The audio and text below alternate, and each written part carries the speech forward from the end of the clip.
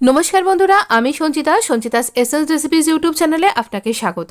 নিশ্চয়ই ভালো আছেন, সুস্থ আছেন এবং আনন্দে আছেন। আরও ভালো হয়ে যাবেন নলেন গুড়ের এইরকম দুখানা মিষ্টির রেসিপি পেয়ে গেলে। ভীষণ সহজে বাড়িতেই আপনি কি করে তৈরি করবেন দোকানের মতন একদম হালওয়াই স্টাইল এরকম নলেন গুড়ের কালাকাঁদ। দেখতে পাচ্ছেন কতটা রসালো আর কতটা টেম্পটিং। আর রয়েছে মালাই লাড্ডু, যাকে আমরা বাঙালিরা কাঁচা গোল্লা বলে থাকি, বা একে প্রাণহরা মিষ্টিও কিন্তু বলা হয়ে থাকে। নলেন গুড়ের এইরকম দুখানা মিষ্টি এই রকম সরস্বতী পুজোর আগে আপনি মাকে ভোগেও কিন্তু নিবেদন করতে পারেন। ভীষণ ইজি তৈরি করা, বাড়িতে যদি আপনার একটু দুধ থাকে আর একটু গুড় থাকে, আর হচ্ছে আপনার সবথেকে বড় ইনগ্রেডিয়েন্টস হচ্ছে আপনার হাতের জাদু। ব্যাস, তাহলে আর কি, আপনি আপনার ভগবানকে নিবেদন করতে পারেন, আপনার গেস্টকে দিতে পারেন, আপনার বাড়ির লোকে দিতে পারেন, আর নিজে তো আনন্দ নিতেই পারেন। ভীষণ সুন্দর আর খুব তৈরি করা সহজ। দেখছেন কতটা টেম্পটিং, কতটা জুসি আর সত্যি সত্যি ভীষণ ইয়াম। খেজুর রস এইভাবে কালেক্ট করা হয় শীতকালে। এইরকমভাবে খেজুরের গায়ে গাছের গায়ে একটু চেঁচে এরকমভাবে কাঠি লাগিয়ে এই দেখুন এখানে ড্রপ ড্রপ করে এখানে রসটা বেরিয়ে আসে। তারপর একে ভালো করে জাল দিয়ে একে তৈরি করা হয় খেজুরের গুড়। আর সেই গুড় দিয়ে আমরা তৈরি করি মিষ্টি, বা আমরা গুড়েরও স্বাদ নিয়ে থাকি। পিঠে দিয়ে গুড়ের রেসিপি তো আমি আপনার সাথে শেয়ার করেইছি। আজকে আমি এখানে 1 লিটার ফুল ফ্যাট মিল্ক নিয়েছি, তাকে ছানা কাটিয়ে নিয়েছি ভিনিগার আর সমান পরিমাণ জল দিয়ে। এটা কি করে কাটিয়েছি আপনি আমার কৃষ্ণনগরের যে সরপুরিয়া মিষ্টি আছে বা অন্যান্য মিষ্টির রেসিপি থেকে আপনি পেয়ে যাবেন। এবার ছানাটাকে ভালো করে শুকনো করে নিয়েছি, এরকম জল ঝরিয়ে ভালো করে ধুয়ে। তারপর এটাকে এরকম দুটো ভাগ করে প্রথমে স্ম্যাশড করলাম আর তারপর দুটো ভাগ করলাম, একটা 3/4 ভাগ, একটা 1/4 ভাগ। এবার একটা কড়াইতে আমি একটু জল নিয়ে নিলাম যাতে আমার এখানে দুধটা না আটকে যায়। তো কড়াইটাকে ভালো করে গরম করতে হবে, তারপর জল দিতে হবে। তারপর আমরা এখানে 1/2 litre full fat milk use করছি। দুধটা আমি আগে থেকেই জাল দিয়ে ঠান্ডা করে রেখেছিলাম। রুম টেম্পারেচারে থাকা দুধটা আমি এখানে ইউজ করছি।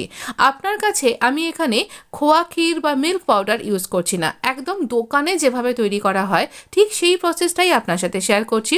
পুরো প্রসেসটা একটু লেন্দি হতে পারে, কিন্তু আমি এখানে অনেকখানি ফাস্ট ফরওয়ার্ড করে আপনাকে তাড়াতাড়ি করে দেখিয়ে দিয়েছি।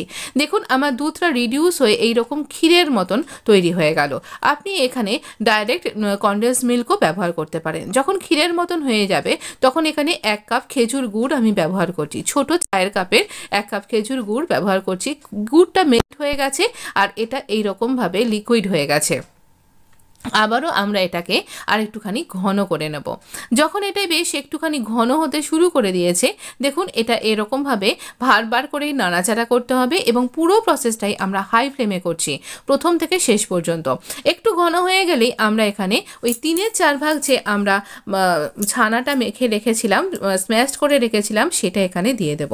এবার আর কি আমরা খুব ভালো করে একদম স্ক্র্যাপ করে করে এটাকে নাড়াচাড়া করতে থাকবো যতক্ষণ না এটা একটা শক্ত মন্ডে পরিণত হয়।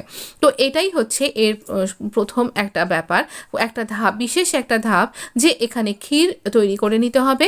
তারপর মেখে রাখা যে ছানাটা একটুও যেন দানা না থাকে, একদম স্ম্যাশড হয়ে যেতে হবে, সেটাকে এখানে ইউজ করতে হবে গুড়টা দিয়ে দেওয়ার পর। আর এখানে বারবার করে ক্রমাগত নাড়তে হবে। দেখতে পাচ্ছেন আস্তে আস্তে এটা কমে যাচ্ছে এবং এটা কড়াই থেকে ছেড়ে আসার মতন অবস্থায় চলে আসবে। একদম কড়াই থেকে যখন ছেড়ে আসার মতন প্রায় হয়েই এসছে আমার, এইরকম ভাবে আপনাকে টানা নাড়তে হবে, একটুও ছাড়তে হবে পারবেন না, আর ছাড়লেই কিন্তু পুড়ে যাবে, তাই একদম ছাড়বেন না। আর এটা হাই ফ্লেমেই করতে হবে, তাহলেই এটা তাড়াতাড়ি হবে এবং প্রপার ঠিকঠাকভাবে হবে। তো দেখুন আমার এটা কড়াই থেকে বেশ ছেড়ে ছেড়ে আসছে, মানে আমার এই সন্দেশের একটা ধাপ কিন্তু এখানে হয়ে গেল। এখান থেকে যখন এরকম কড়াইটা ছেড়ে ছেড়ে আসছে, আমি এখানে গ্যাসটা অফ করে দেব। আমি যে গ্যাসটা অফ করে দিয়েছি আপনাকে দেখিয়ে দিতাম। এবারে আমরা দিয়ে দেব এই যে ছানাটা আমি এখানে নিয়েছিলাম, এই ছানাটা, যেটা 1/4 ভাগ যে ছানাটা, গ্যাসটা অফ করে দেওয়ার পর এটা মেশাতে হবে। কারণ কি, এটা হচ্ছে কাঁচা গোল্লা, কিছুটা অংশ আমরা এখানে কাঁচা মেশাবো, তবেই এরই প্রপার টেস্টটা আসবে। আর এবার এটা গরম গরম আমরা এখানে থালার উপরে ঢেলে দিচ্ছি, যে থালায় আমি এটা মেখেছিলাম সেখানে। এটাকে প্রপার ঠান্ডা হতে দিন। এইরকম কিছুটা অংশ কাঁচা মেশানো হয় বলেই এর নাম কিন্তু কাঁচা গোল্লা, আর এটা এত অপূর্ব খেতে হয় বলে এর নাম কিন্তু প্রাণহরা। এবার প্রপার ঠান্ডা হয়ে গেছে, আমি এটাকে কয়েকটা পোর্শন করে করে ভাগ করে রাখছি। এত ঠান্ডায় এটা একটু বাদেই ঠান্ডা হয়ে যাবে, তো এটা এরকম পোর্শন করে করে ভাগ করছি। এটা গোল গোল করেই সেফ হয়। এটা মালাই লাড্ডুও বলা হয়, প্রাণহরা বলা হয়, কাঁচা গোলা বলা হয়। অনেকে এর ওপরে একটা খোয়া ক্ষীরের প্রলেপ দেন বা গুঁড়ো দুধের প্রলেপ দেন। তো আমি এখানে যেহেতু খেজুর গুড় দিয়ে তৈরি করছি, ওরকম কোনো কিছুর মধ্যে না গিয়ে প্রপার এটা এমনিই খেতে অপূর্ব লাগে। আর আমার এই প্রসেস যদি আপনি মেনটেন করে করেন, আপনার বাড়ির যে ছোট্ট বাচ্চাটা সবে তার অন্নপ্রাশন হয়েছে সেও কিন্তু খেতে পারবে, আর বাড়ির বয়স্ক লোকেও কিন্তু খেতে পারবে। অবশ্য করেই বাড়ির লোককে খাওয়ানোর জন্য আর নিজেকে আনন্দ দেবার জন্য কিন্তু এই রেসিপিটা একবার কিন্তু ট্রাই করতেই হবে বন্ধু। একবার ট্রাই করে দেখুন, আপনি আর দোকান থেকে মিষ্টি কিনতে যাবেন না। আপনি মিষ্টি খাবার ইচ্ছা হলে বাড়িতেই নিজেই বানিয়ে নিয়ে খাবেন, এত ভালো লাগবে। আর কোনো গেস্টকে যদি এটা আপনি একবার সার্ভ করেন, তিনি বা বা বা বা বলতে থাকবেন। আর আরও একটা ব্যাপার, একদম কনকনে ঠান্ডায় যদি আপনি এটা তৈরি করছেন, তাহলে পারে বিশেষ করে খেজুর গুড় তো উইন্টারেই পাওয়া যায়, তো এই সময় আপনি কিন্তু 1 সপ্তাহ ফ্রিজের বাইরে রেখেই এটা খেতে পারবেন। আর যদি একটু গরম পড়ে যায়, দেখুন এটা কতটা নরম তুলতুলে, তাহলে ফ্রিজের মধ্যে রেখেও খাওয়া যাবে অন্তত 10-15 দিন। তো ভীষণ সুন্দর। আপনি কোথাও বেড়াতে যাচ্ছেন তাহলেও নিয়ে যেতে পারেন। অবশ্যই করেই লাইক দিতে ভুলবেন না। চলুন, আমাদের আরও একটা মিষ্টি রেসিপি বাকি আছে। আমরা দেখব এবারে কালাকাঁদ, খেজুর গুড়ের কালাকাঁদ, একদম হালওয়াই স্টাইল। এবারও আমরা কড়াইটা গরম করে নিয়েছি, আর আমি সবসময়তে আয়রন কড়াইতেই তৈরি করি, তাই জন্যই এটা খুবই হিট জেনারেট করে। তো এখানে দেখুন আমি জল দিয়ে দিলাম যাতে চিপকে না যায়, আর আমি ক্ষীর বানিয়ে রেখেছিলাম। দেখছেন এই ক্ষীরের লাচ্ছাগুলোও এখানে এসে পড়লো। তো এই ক্ষীরটা আমি এখানে অ্যাড করলাম। এখানে আমরা দুধকে অতটা রিডিউস করব না, আমি একেবারে ক্ষীরটাই এখানে ব্যবহার করছি। তো ক্ষীরটা এখানে এরকমভাবে একটু আগে ফুটিয়ে নেব। ক্ষীরটাকে এখানে ভালো করে ফোটাতে হবে। খেয়াল রাখতে হবে যে আপনার কড়াইটা যেন ভালো গরম হয়, তারপরে একটু জল দিতে হবে, নাহলে পরে এটা চিপকে যাবে। আমার ক্ষেত্রে একটা গন্ডগোল ঘটে গেছিল, আমার না কড়াইটা একটুখানি গরমটা কম হয়েছিল, যে কারণে এটা রান্না করতে করতে আমার মনে হলো যে এখানে আমার বোধহয় তলায়টা একটু লেগে যাচ্ছে। এই গুড়টা দেবার পরে এই ঘটনাটা ঘটেছিল। এক্ষেত্রেও আমি কিন্তু 1 কাপ গুড়ই ব্যবহার করেছি। তো আমি না এই কড়াইটা চেঞ্জ করে নিয়েছিলাম, আর আমার পরিমাণটাও বেশ অনেকখানি ছিল, আমার এই ছোট কড়াইটাতে ধরতো না। তো দেখুন আমি একটু বাদেই কড়াইটা চেঞ্জও করে নেব। এইরকম যখন আমার এই গুড়টা গলে গেল, তারপরে এরকমভাবে আমাকে গুড়টাকে গলতে দিতে হবে। তারপরে আমি এটাকে এখানে ছানাটা মেশাবো।